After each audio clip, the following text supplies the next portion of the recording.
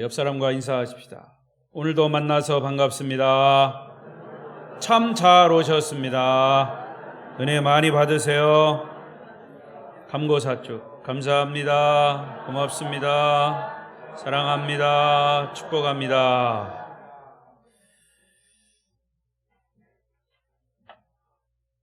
오늘도 하나님께서 예비하신 은혜가 여러분에게 말씀으로 임하시기를 바랍니다.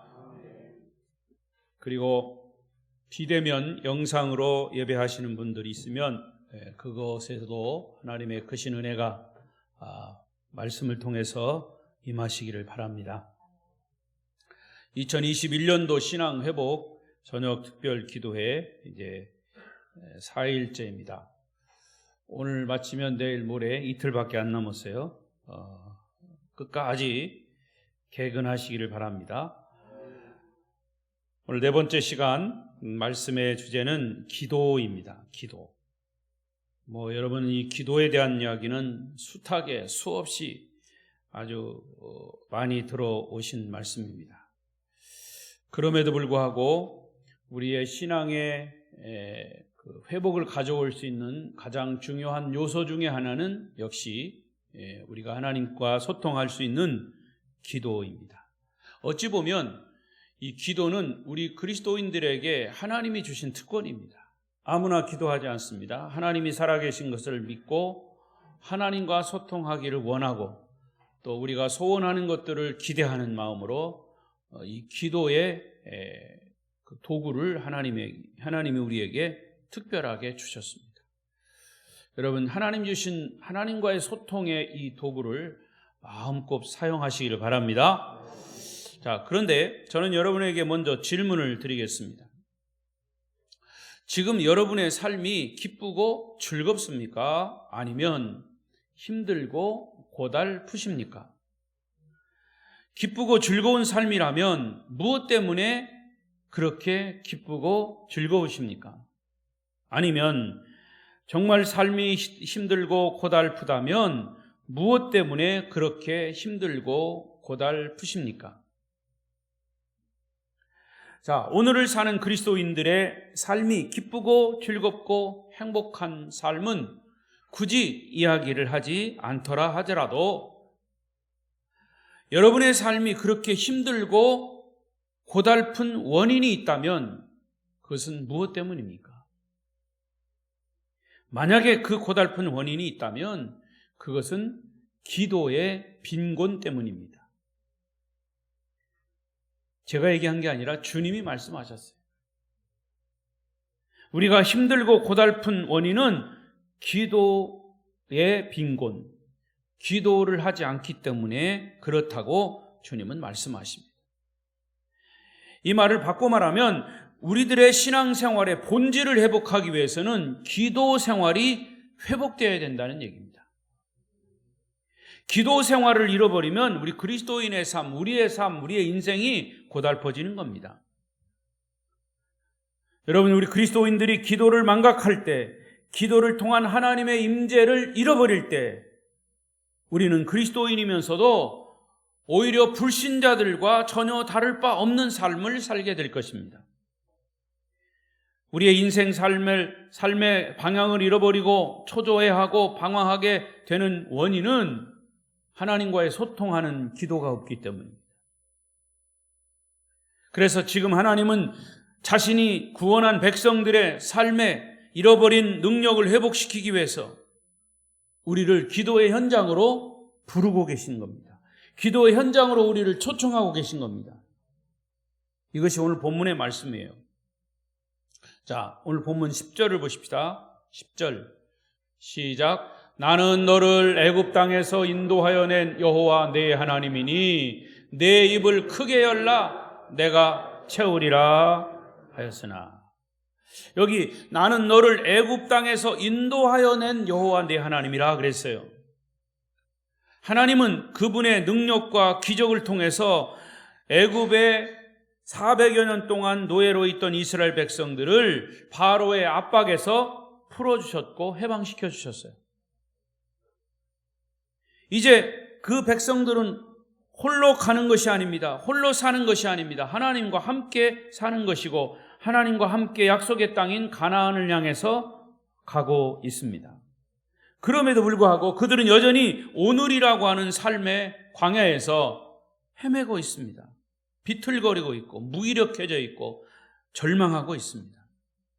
그러한 모습을 보시고 하나님은 그들에게 또 뭐라고 말씀하시냐면 기도하라, 내게 부르짖으라, 그러면 내가 내게 응답하겠다고 약속하셨어요. 자, 오늘 본문 7절 8절을 보십시다. 7절 시작. 네가 고난 중에 부르짖음에 내가 너를 건졌고 우레소리의 은밀한 곳에서 내게 응답하며 무리바 물가에서 너를 시험하였도다. 내 백성이여 들으라, 내가 내게 증언하리라, 이스라엘이여 내게 듣기를 원하노라. 10절 또 10절 나는 너를 애굽 땅에서 인도하여 낸 여호와 내 하나님이니 내 입을 크게 열라 내가 채우리라. 할렐루야.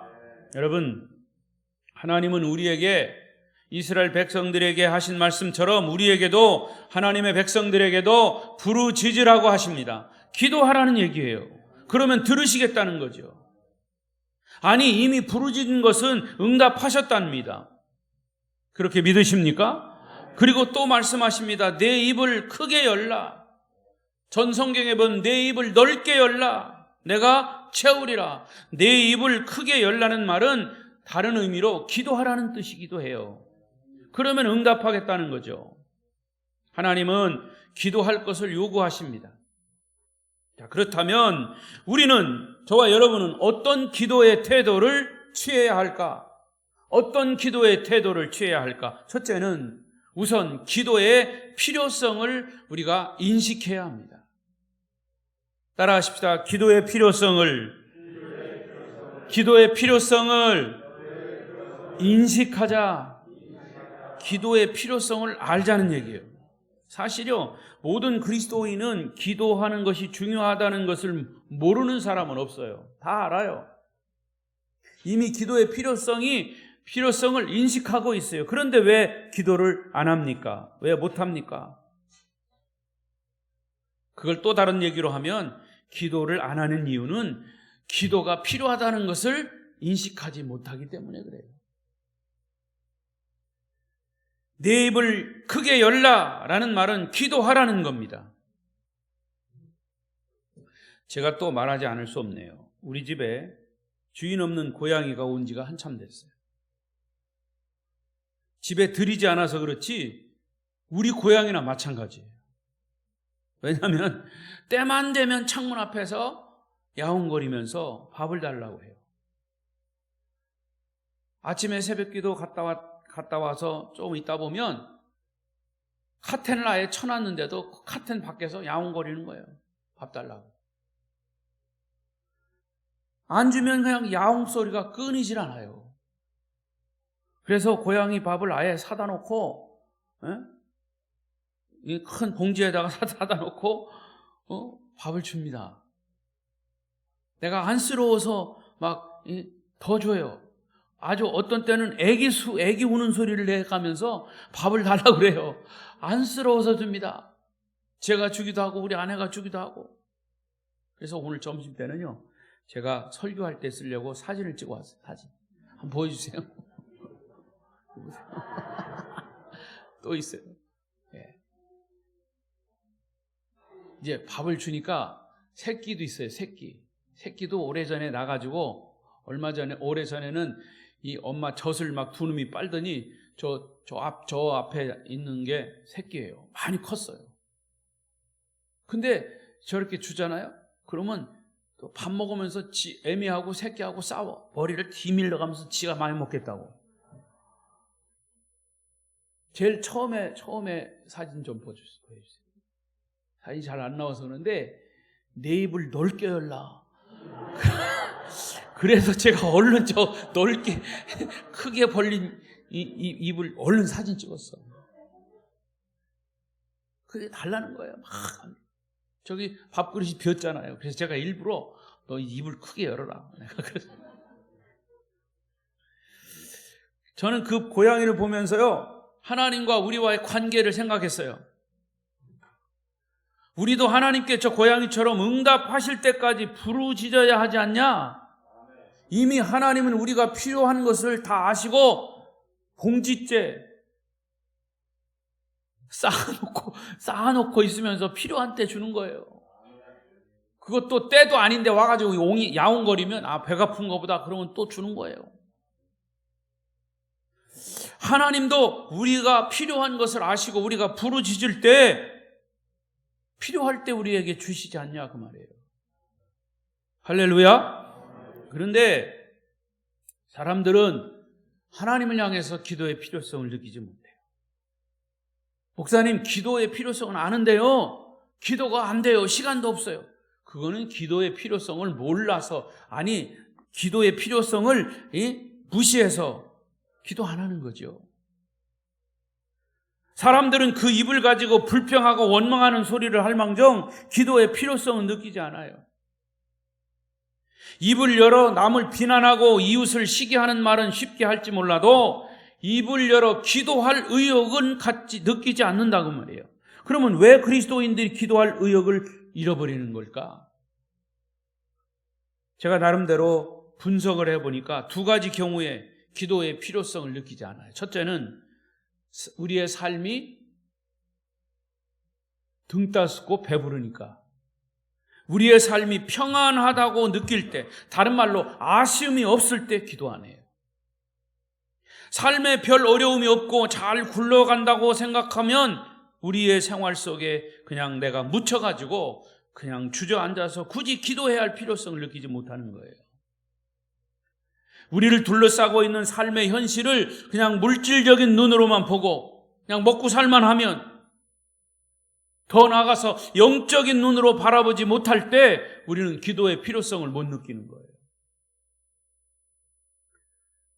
요한계시록에 나오는 라오디게아 교인들이 바로 그랬어요. 소아시아 7교회 중에 마지막 교회인 라오디게아 교회를 향해서 주님은 이런 경고를 하셨어요. 계시록 3장 17절 시작. 내가 말하기를 나는 부자라 부여하여 부족한 것이 없다 하나 내 곤고한 것과 가련한 것과 눈먼 것과 벌거벗은 것을 알지 못하는도다. 라오디게아 교회, 이 교회는 부자들이 많았어요. 부유했어요. 그런데 사실은 물질적으로는 부유했을지 몰라도 영적으로는 곤고하고 가련하고 눈멀고 벌거벗은 것을 그들을 스스로 알지 못했다고 주님은 책망하시는 거예요. 영혼의 영양실조 상태에 있는데도 물질적으로 넉넉하고 겉모습은 기도의 필요성을 못 느끼는 거죠. 걱정거리가 없으니까 기도를 안 해도 된다고 생각하는 거예요. 하나님께서 약속하신 영적 풍요로움에는 관심이 없고 그저 현실의 얄팍한 부요함에만 만족할 때 우리는 쉽게 현실을 오판하고 기도의 갈증을 잃게 된다 그 말이에요. 자기 자신의 진짜 모습을 보지 못하는 겁니다. 여러분, 이런 사람들은 자기 현실을 알아야 합니다. 지금 여러분 자신의 분주한 일들을 잠시 멈추고 여러분 자신을 돌아보십시오. 나는 지금 이 모습 이대로여야 하는가? 이대로여도 좋은가? 두 번째 또 하나, 기도의 의욕을 잃어버릴 때는 언제냐? 반대로 삶이 너무 힘들 때, 너무 고통스러울 때도 기도의 의욕을 잊어버려요. 삶이 평안해도 기도의 필요성을 느끼지 못하지만 삶이 너무 고통스러워도 기도의 의욕을 잃어버린다고 말이죠. 왜? 고통스러우면 고통 속에 내가 그냥 함몰되어 버려요. 빠져버리기 때문에 기도의 필요성을 눈뜨지 못하는 거죠. 나에게 닥친 고통이나 나를 붙들고 있는 아픔이나 나를 압박하고 있는 고통에 집중하다 보니까 그 고통에서 빠져나올 방법만 찾기 때문에 기도를 잃어버리기 쉬운 거예요. 역설적인 얘기지만 가장 기도가 필요할 때는 기도하지 않는다 그 말이에요. 아프리카에 시크리터리 버드라고 하는 비서새라는 새가 있어요. 비서새. 이 새는 보통 때는 굉장히 높이 자유롭게 하늘을 날아다니는데 이상하게도 어떤 자기에게 위험이나 어려움에 직면하게 되면 이 새는 날개를 펴지 못하고 오히려 땅바닥에 기어다니다가 결국에는 사람에게 붙잡힌다는 거예요. 얼마든지 새이기 때문에 날아다닐 수 있는데 평소에는 잘 날아다니다가 자기에게 위험이나 어려움에 직면하면 날개를 펴지 못하고 주눅이 들어서 땅바닥에 그냥 납작 엎드려가지고 기어다니다가 사람에게 붙잡힌다는 거예요. 여러분, 지금이야말로 기도할 시간, 지금이야말로 엎드려 주님의 도우심을 간구해야 할 시간인데 그때는 기도하지 않는다는 얘기죠. 이상하지 않습니까? 기도는 신앙생활의 가장 기본적이면서도 중요한 요소라고 하는 사실을 기억하십시오. 영국의 트리니티 대학의 조셉 스크리븐이라고 하는 대학생이 있었습니다. 크리스찬이었습니다. 그가 한 여인과 깊은 사랑에 빠졌습니다. 결혼 약속을 하고 결혼 날짜까지 받아놨는데 결혼식 며칠 앞두고 그 약혼녀가 수영을 하다가 익사하는 엄청난 사고가 발생을 했습니다. 이 스크리븐에게는 말할 수 없는 고통이었고 괴로움이었습니다. 결혼할 상대자가 그렇게 죽은 후에 그는 식음을 전폐하고 자기 방에서 나오지 않고 침묵으로 일관하며 몇 달을 보냈습니다. 보다 못한 그의 어머니는 그에게 권면합니다. 얘야, 그러지 말고 밥이라도 먹고 친구라도 좀 사귀어라. 밖에 나가서 좀 바람을 좀 쐬라. 이렇게 권면했어요. 그는 대답하기를, 어머니, 저는 이제 친구도 사귀지 않습니다. 저는 혼자 살겠습니다. 독신으로 살겠습니다. 어머니는 이야기합니다. 아니다, 얘야, 여자친구는 안 사귀어도 좋은데 너는 내 친구이신 예수님을 그새 잊어버렸느냐? 그새 잊어버렸느냐? 예수님께 나가 기도하거라. 그러면 내 아픈 마음을 주님이 달래주실 거야. 그는 어머니의 말씀을 듣고 깨달았습니다. 그동안 마음의 고통 때문에 주님을 잊고 있었습니다. 기도를 잊고 있었습니다. 그리고 주님께 나아갔습니다. 기도하는 중에 그의 마음속에 감동이 와서 펜을 들고 시를 적었습니다. 그렇게 태어난 찬송가가 바로 우리가 부르는 369장 죄짐 맡은 우리 구주. 죄짐 맡은 우리 구주 어찌 좋은 친구인지 걱정 근심 무거운 짐 우리 주께 맡기세. 주께 고함 없는 고로 복을 받지 못하네 사람들이 어찌하여 아랠 줄을 모를까. 여러분, 사람들이 왜 기도하지 않습니까? 기도의 필요성을 느끼지 못하기 때문에 그래요. 이제 주님께서 여러분의 기도에 대한 갈증을 회복시켜 주시기를 축원합니다.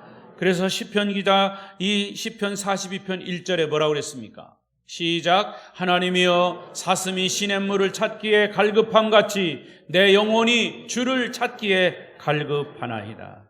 주님을 찾기에 갈증을 느끼는 그런 사람이 영적으로 건강한 사람입니다. 그 갈증을 잃어버리는 순간 우리의 영혼은 가장 어두운 상태, 목마름의 상태, 하나님의 임재, 진리, 사랑, 하나님의 은혜, 하나님의 긍휼에 대한 영적인 목마름이 필요할 때입니다. 여러분의 기도에 회복이 일어날 수 있기를 축원합니다. 두 번째로 기도 응답에 대한 믿음을 가지라 말씀하셨습니다. 기도 응답에 대한 믿음. 여러분, 사람들이 왜 기도하지 않는다고요? 기도 응답에 대한 믿음을 갖지 않기 때문에 그래요. 불신자와 신자를, 하나님을 믿는 사람과 하나님을 믿지 않는 사람을 분명하게 구별할 수 있는 그런 경계선이 있다면 그것은 불신자들의 삶에는 기도가 없다는 거예요. 기도가 왜 없습니까? 기도의 대상인 하나님을 믿지 않기 때문이죠. 그들도 타 종교도 기도해요. 불교인도 기도하고 다 기도합니다. 하다못해 미신을 섬기는 사람도 찬물 한 그릇 떠다 놓고 거기다 기도합니다. 그러나 그 기도의 대상이 누구냐 그 말이에요. 기도의 응답을 전혀 신뢰하지 않기 때문에 기도하지 않는 거예요. 그리스도인들이 기도에 대한 간증을 해도 그것은 하나의 우연의 일치라고 그냥 취급해버립니다. 기도의 응답에 대한 얘기는 얼마나 많습니까? 성경에만 봐도 엄청나게 많습니다. 이런 기도 응답에 대한 얘기가 있습니다. 저 스코틀랜드에 한참 종교 박해가 일어나고 있을 때 그리스도인들 한 무리가 박해를 받으면서 결국에는 박해하는 사람들이 집으로 몰려오니까 그들이 산으로 피신을 했습니다. 박해하는 사람들은 전력을 다해서 그들을 추격하고 있습니다. 붙잡히면 이제 다 잡혀가는 겁니다. 죽을 수도 있습니다.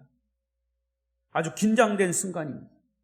그때 마침 이들이 산 중턱에 동굴 하나를 발견하고 그 동굴 속으로 들어갔습니다. 이 절박한 상황 속에서 그들은 그 안에서 숨을 죽여가며 기도합니다. 하나님, 우리를 지켜주십시오. 우리를 보호해 주십시오. 추격해오는 저들의 눈에 우리가 띄지 않게 해 주십시오.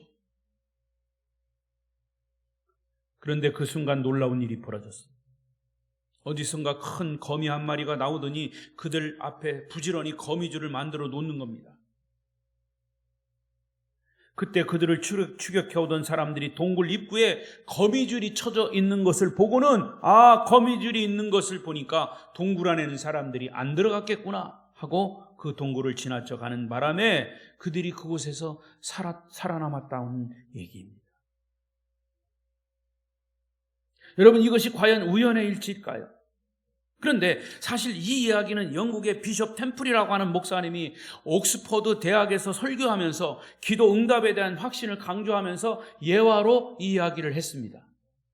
자, 그 설교가 끝난 다음에 한 학생이 목사님에게 오더니, 목사님, 이런 대명천지에 어떻게 그런 미신 같은 얘기를 하십니까? 그것은 우연의 일치입니다.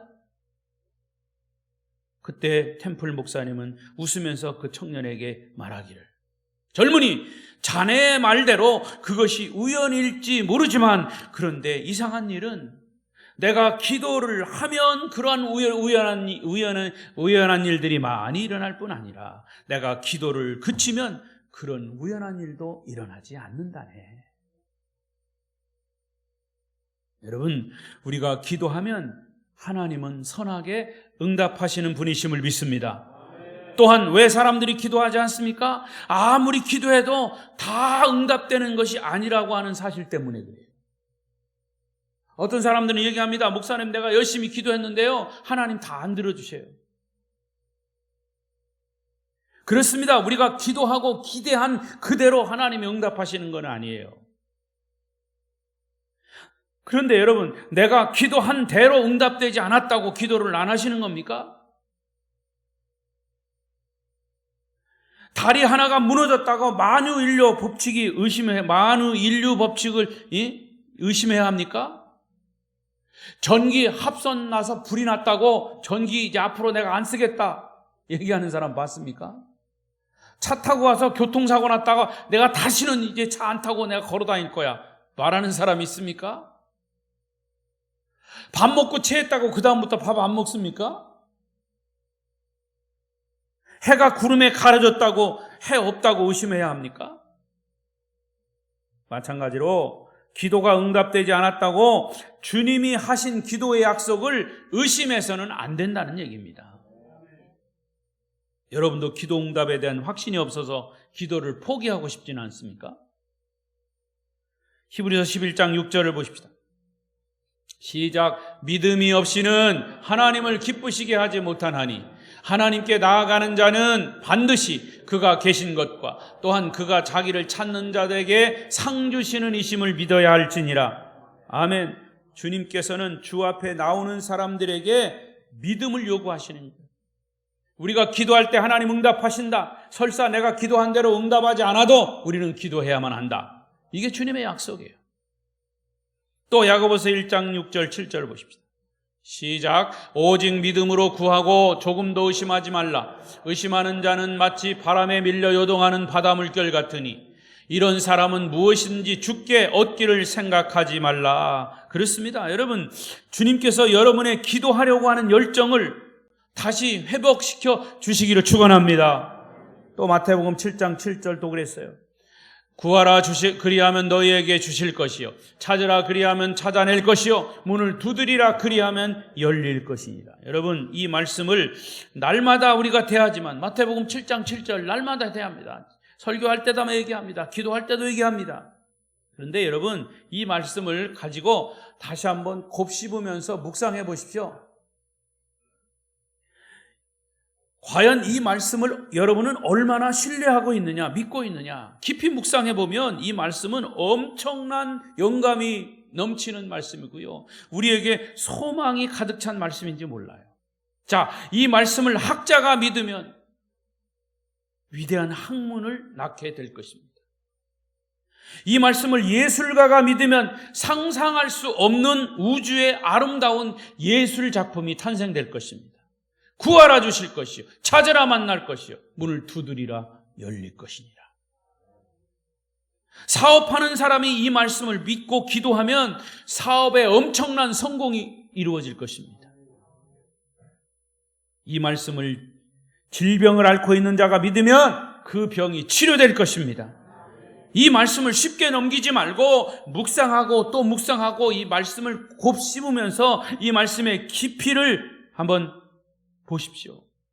묵상해 보십시오. 헤아릴 수 없을 만큼의 엄청난 축복을 우리에게 가져다 준다, 그 말입니다. 따라서 이 마태복음 7장 7절의 말씀은 한마디로 이 영적인 세계가 무한하다고, 영원하다는 것을 주님이 말씀하신 부분이에요. 자, 그러면 우리 인간은 영원하신, 무한하신 하나님 앞에 우리의 인간은 어느 정도 유한하냐? 제한적이에요. 시편 90편 10절 시작. 우리의 연수가 70이요 강건하면 80이라도 그 연수의 자랑은 수고와 슬픔뿐이요 신속히 가니 우리가 날아가나이다. 이게 우리 인간의 성경에서 기록한 이제 제한된 나이입니다. 그러면 나는 80 넘었습니다. 80 넘으면 그는 보너스 인생을 사는 거예요. 하나님이 보너스로 주신 인생이에요. 하나님이 주신 보너스 인생을 정말 하나님의 영광을 위해 사시기를 바랍니다.